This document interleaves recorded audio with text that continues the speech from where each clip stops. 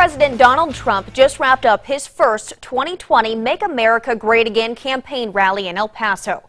He picked the border city to once again push Congress to pay billions to build a wall between the U.S. and Mexico. News 13's Jessica Garate has been covering today's rally and has the details of the president's border message. Jess.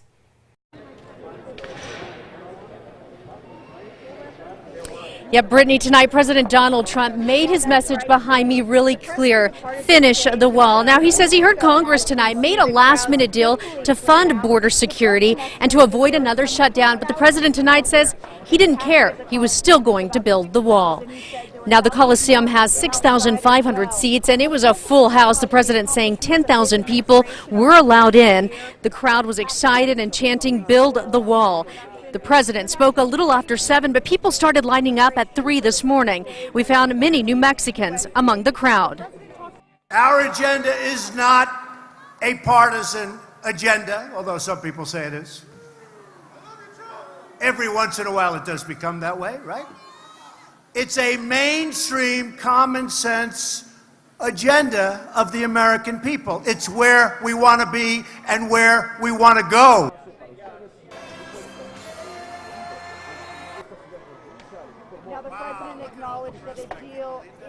Now, the president once again made his case for a border wall he wants Congress to spend billions on, pointing out sex traffickers and crime caused by illegal immigrants. El Paso is the largest U.S. city sharing a border with Mexico. The president picking El Paso as his backdrop because he says it's an example of barriers working. Now, the president said El Paso was an extremely violent city until a fence went up 10 years ago. He says making El Paso one of the safest cities in the U.S. But local officials, including the Republican mayor here in El Paso, disputed those claims, saying that crime was already going down before the fence. The president responding tonight saying, quote, "That's just crap. If you look at the murders in Juarez, they were 1,200 last year, where there's only been 23 here in El Paso." We'll have much more on what the president had to say coming up on KRQE News 13 at 10. Brittany?